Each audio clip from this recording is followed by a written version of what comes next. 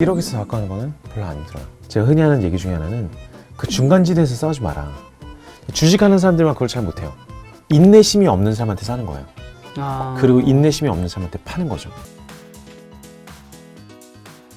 안녕하세요. 김작가TV 작가의 책 코너입니다. 오늘의 책은 부위학장입니다. 함께 이야기 나누실 분을 소개하도록 하겠습니다. 안녕하세요. 안녕하십니까. 안녕하세요. 부위학장을 위해서 대표님만의 뭔가 노하우 두 가지 정도 얘기해 주신다면. 기하급수에 올라타라라는 내용이 있어요. 기하급수. 기하급수, 엑스포넨셜한 것에 올라타라. 네. 기하급수에 올라타라는 얘기는 사실 세상에서 특히 돈과 자원에 대한 것들은 네. 기하급수적으로 움직이는 게 굉장히 많아요. 상위 0.1%가 하위 뭐 7, 80%만큼 돈을 벌잖아요. 아, 그렇죠. 인생에서도 마찬가지고 한 조직에서 1등과 2등의 차이, 2등과 3등의 차이, 3등과 4등의 차이를 보면은 금메달, 은메달, 동메달과 메달 없는 사람의 차이를 보면은 엄청나죠. 엄청나요. 기하급수적이에요. 세상 연봉도 그래요. 4억이나 1억이나 제가 봤을 땐 별 차이 없어요. 근데 5천이랑 7천은 엄청난 차이가 있는 거예요. 5천에서 7천 가는 게 엄청나게 힘들고 7천에서 9천 가는 게 또 엄청나게 힘든데 1억에서 4억 가는 거는 별로 안 힘들어요. 4억에서 제가 봤을 때는 10억, 20억 가는 것도 별로 안 힘들 것 같아요. 네. 왜냐면은 그때부터는 조금만 더 하면은 성과가 팍팍 나요. 레버리지로, 배수로 해요. 사람들이 중간에 포기하는 게 세상을 5천에서 5,300 가다가 막 너무 힘드니까 네. 막 느낌상 뭐 수십 명, 수백 명을 제낀 것 같은데 네. 진짜 죽도록 노력을 더 평소에 하던 것보다 더 했는데 더 쏟아부었는데 그 사다리 중간에서 올라타고 있을 때는 네. 너무 느껴지는 성취감이 없기 마련이거든요. 네. 근데 그게 자본주의의 되게 핵심 중에 하나예요. 사다리 거의 끝에 가면은 막 바바바박 올라가는 거예요. 세상에서 200억 연봉을 받고 있는 CEO가 있다라고 하면 200억 연봉을 받고 있는 사람은 300억으로 협상하기 되게 쉬워요. 그냥 순식간에 올라가는 거예요. 그렇죠. 100억의 차이가. 그렇죠. 남들은 꿈꾸기도 힘든 수준의 것들이. 네. 왜? 거기서는 그 정도 실력과 그 정도 무형자산과 뭔가를 쌓은 사람은 몇 안 남았기 때문에 거기서는 은메달에서 동메달의 차이가 엄청 커지는 거죠. 그래서 제가 흔히 하는 얘기 중에 하나는 그 중간지대에서 싸우지 마라. 너무나 많은 경쟁자와 네. 이제 그런 중간다리가 있는 네. 곳에서 싸우고 있으면은 대기업의 중간에 대리 싸움을 하고 과장 싸움을 하고 있으면은 제껴도 엔간히 1등으로 올라가려고 해도 올라가기가 쉽지가 않고 네. 그러면 보상이 늘어나는 게 거의 없어요. 그럼 어떻게 자기가 원하는 곳에 가서 1등을 하느냐? 그러니까요. 자기 영역을 좀 좁히면 되죠. 자기 컨셉을 차별화를 만들고, 그죠? 작가들 중에 유튜브 하는 사람 중에 1등이 되겠다. 다른 것보다 상대적으로 훨씬 더 쉬워지는 거잖아요. 네네. 두 가지 얘기를 좀 나뉘겠네요. 이 기하급수에 올라타기 위해서는 좀 버텨야 된다. 네. 두 번째는 자기만이 기하급수를 탈 수 있는 좀 지점을 찾아야 되는 거죠. 그렇죠. 네, 그렇죠. 그리고 투자에서도 마찬가지인 것 같아요. 기하급수가 이뤄지고 있는 기업들이 사실 눈에 보이거든요. 아마존 같은 게 대표적이지만 세상에 투자를 할 만한 것들은 대부분 그런 기하급수의 힘에 올라타 있는 영역들이니까 그런 것도 많이 생각해 보시면 좋을 것 같습니다. 이거는 투자를 좀 많이 해보신 분들한테 해드리고 싶은 얘기인데 네. 자산 배분이라는 것을 저는 이제 계량적으로도 되게 오래 했고 정성적으로도 되게 오래 여러 가지 면에서 봤는데 사람들이 제일 실수하고 사람들이 가장 모르고 있는 사실은 주식을 투자하면은 그에 맞는 기간이 있다는 사실이에요. 기간이라면은 기다려야 되는 시기라는 거죠. 네. 기다려야 되는 시기라는 것은 물려 있을 수도 있는 기간, 그러니까 고통의 폭이라는 거예요. 그러니까 부동산을 산다거나 토지를 사면 보통 한 10년은 기다려야 될 거라고 생각하잖아요. 네. 10년간은 잠시 물려 있을 수도 있죠. 부동산을 산 사람이 내일부터 시세를 보진 않아요. 오늘 부동산 샀는데 내 아파트 샀는데 내일 가격 얼마야, 팔지도 않을 것이고 보통 몇 년 기다려야 된다는 사실 인지를 하고 있어요. 그러다 보니까 기다릴 줄 알고 좀 그 시간에 오래 걸려도 더 버티고 아니면 있다 보니까 그로 인해서 수익이 쫙 발생하는 것이고 주식하는 사람들만 그걸 잘 못해요. 들어가는 순간 당장 내일부터 돈을 벌어야 된다고 생각을 해요. 그러니까 기간이 안 맞는 거죠. 주식도 제가 봤을 때는 3년에서 5년 사이거든요. 최소한 엔간하면 5년은 기다려야 되고 개별 기업이면 아니면 주가 지수에 투자한다 그러면은 10년 정도를 바라보고 해야 돼요. 10년 안에 몇 번의 스텝이 이뤄지건 간에서 어떤 일이 발생할지 잘 몰라요. 그러니까 주가 지수에 투자해서 한 100% 정도를 벌겠다 그러면은 한 6에서 한 12년 정도를 기다리면서 한 100% 정도 왔을 때 싹 청산을 하려는 그런 계획이 애초에 필요한 거죠. 주식만 그런 게 아니라 모든 투자 대상이 그런 게 있어요. 제가 좋은 사례를 하나 얘기해 줄게요. 제가 아시는 분 중에 한 명이 1년에 해외 자동차를 중고로 한 4-5대를 샀다 팔았다 하세요.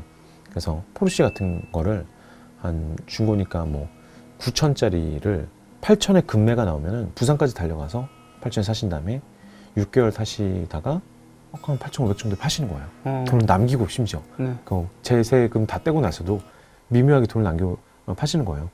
그거를 취미로 하세요. 큰 돈이 되는 게 아니라 어디 차도 타고 돈도 좀 벌고 너무 재밌어 하면서 한 번에 뭐 1-2대씩도 몰고 하루 종일 보헤드림 같은 데 들어가서 금매로 나오는 걸 보고 있는 거죠. 재밌죠? 네. 그 사람이 하고 있는 거는 무엇이냐면 본질적으로 인내심이 없는 사람한테 사는 거예요. 그리고 인내심이 없는 사람한테 파는 거죠. 그러려면 자기가 몇 달의 시기를 정해놓고 그 중고차 거래에 걸맞는 3에서 7, 8개월, 즉 6개월 정도를 보면서 운 좋으면 3개월 만에 팔릴 수 있는 거고 운이 없으면 물려 있다 손치지만 6개월 정도가 되면 어느 정도 가격이 올 거라는 확신이 있는 영역에서 그 물릴 가능성 이런 사이클들을 검토해서 시간을 두는 거죠. 근데 그거를 한 5년 들고 있으면 가격이 올까요? 5년 들고 있으면 가격이 계속 빠져버리겠죠. 하루 만에 가격이 오르기를 기대하면 오를까요? 안 오르겠죠. 정확한 시간이 필요하다는 거예요. 3에서 6개월 정도의 시간이 필요해야 자기가 원하는 인내심 없는 사람의 손에서 나한테 왔다가 다시 자기가 원하는 또 인내심 없는 급하게 살려고 하는 인센티브 받은 사람에게 갖다 팔 수가 있는 구조가 이루어지는 건데 주식시장이나 모든 투자가 100% 똑같습니다. 인내심 없는 사람이 싸게 부를 때 싸게 사서 물려있는 기간을 감안해서 버티고 있다가 좋은 가격이 왔을 때 시장이 막 활황일 때 거기다 내가 원하는 가격에다가 협상하듯이 툭 던져서 수익을 내고 그런 중고차 하나만 하는 게 아니라 여러 중고차를 여러 시기에 갖춰서 3년 걸리는 골동품 중고차도 살 수 있는 거고요. 6개월 걸리는 스포츠카도 살 수 있는 거고 그렇게 깔아두는 게 자산 배분이 저는 기본이라고 생각해요. 그러면은 부동산은 10년짜리고 대신에 갑자기 돈이 확 필요하면은 근데 물려 있으면 팔기가 어려운 물건이죠. 대신에 장기적으로 수익률이 높아요. 배분을 할 때 하더라도 무엇을 배분해야 되냐? 기간을 약간 산정해서 지금 2년 동안 자산 배분한다고 갑자기 부동산도 사고 골동품도 사서 다 넣어놨어요. 2년 후에 갑자기 팔려고 보면은 팔아지지가 않거든요. 그럼 말도 안 되는 자산 배분이죠. 아무 의미가 없는 거예요. 쪼개만 두면 뭔가 이루어질 거라고 생각하는 거죠. 종목에 대한 배분뿐만 아니라 어떻게 보면 기간에 대한 배분이 필요하다는 거예요. 그렇죠. 물려봤자 짧게 물릴 수 있는 것들을 이제 MMF나 현금성 자산이라고 해서 뭔가 급한 일이 생겼을 때 바로 빼낼 수 있는 유동성 있는 자산이라고 부를 수가 있고요. 그러니까 물려봤자인 애들. 물리면 얼마나 물리는지 알 수 없는 가장 유동성이 부족한 애들을 비유동 자산인데 그래서 10년짜리 골동품 와인을 샀다. 막 뭐 1200만짜리 와인을 샀다. 그러면 뭐 시장이 나빠지면 갑자기 200만 원이 돼 있을 수도 있잖아요. 근데 이것도 한 10년 들고 있으면 활용해 오면은 또 이거 뭐 4천만 원 받아요.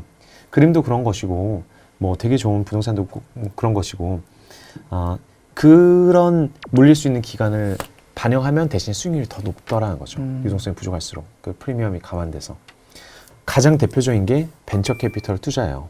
스타트업에 돈을 넣으면은 어떤 식으로 물릴지 알 수가 없어요. 그쵸, 알 수 없죠. 7년 안에 돈을 받는다는 보장이 없어요. 사라진 기업도 너무 많을 거고. 그죠. 근데 벤처 캐피털이 벤처사에 투자한 것의 평균을 보면은 수익률이 어마어마하게 높아요. 전 세계 어떤 자산보다 돈이 높아요.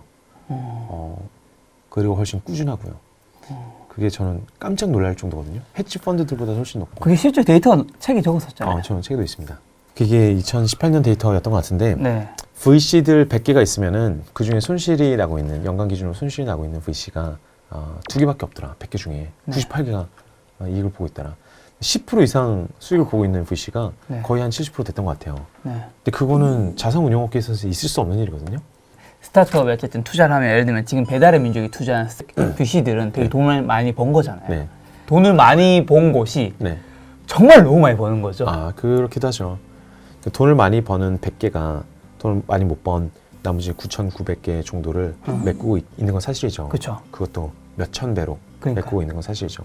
그렇지만 전체적으로 쫙 깔아둔다면 기대 수익 자체가 높다라는 의미는 할만하다는 거죠. 만 군데 투자하면은 이거는 돈이 수익률이 제법 높다. 그럼 무슨 리스크를 짊어지느냐? 수익률이 이미 높고 안정적인데 기간이군요. 네, 몇 년 안에 돈을 못 빼는 리스크에 전형적으로 묶이게 된다. 부자들의 생각 구조도 똑같아요. 부자는 7년, 10년 후를 바라볼 수 있는 사람들이거든요. 네. 돈이 있어서도 바라볼 수 있지만 돈이 있어 보니까 10년 후에도 돈이 있을 게 뻔해서 네. 10년간 어떤 사과나무를 심어야겠다라는 의사결정을 하는 사람들이 부자들인 거잖아요. 그렇기 때문에 그 시간, 그 인내심을 발휘할 수 있는 투자를 하는 거고 그래서 수익률들이 굉장히 높게 나올 수가 있는 것 같아요. 그래서 모든 투자에는 그에 딱 걸맞는 기간이 필요하고 그 기간이 길면 길수록 네. 수익률이 높고 짧으면 짧을수록 안정화가 되겠죠. 자산 배분이라는 것은 급할 때 뺏어야 되는 투자와 급하지 않게 계속 묵혀둘 수 있는 투자를 섞어두는 예술이라고 저는 생각해요. 그 타이밍에 맞춰서, 그 사이클에 맞춰서